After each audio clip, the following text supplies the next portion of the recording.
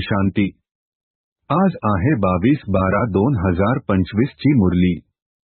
महावाक्य आहे, गोड मुलांनो, बाबा जे आहे, जसे आहे, त्यांना यथार्थरित्या जाणून आठवण करा। यासाठी आपल्या बुद्धीला विशाल बनवा। प्रश्न आहे, बाबांना गरीब निवाज का म्हटले गेले आहे? उत्तर आहे, कारण यावेळी जेव्हा संपूर्ण दुनिया गरीब अर्थात दुःखी बनली आहे, तेव्हाच सर्वांना दुःखातून सोडविण्याकरिता बाबा आलेले आहेत।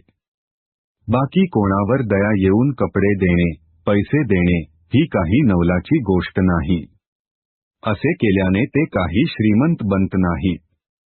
मी या भिल्लांना पैसे देऊन स्वतःला गरीब निवाज म्हणवून घेणार, असे काही नाही आहे। मी तर गरीब अर्थात पतितांना, ज्यांना ज्ञान नाही, त्यांना ज्ञान देऊन पावन बनवतो। धारणेसाठी मुख्य सारांश आहे, 1. रूपबसंत बनून मुखावाटे सदैव सुखदायी बोल बोलायचे आहे, दुःखदायी बनायचे नाही।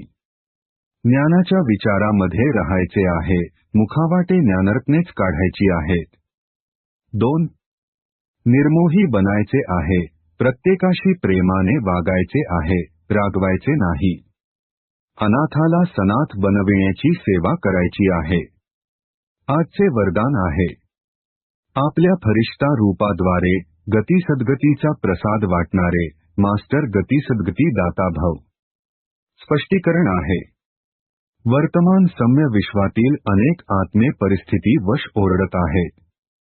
कोणी महागाईमुळे, कोणी भुकेमुळे, कोणी शारीरिक व्याधीमुळे, कोणी मनाच्या अशांतीमुळे।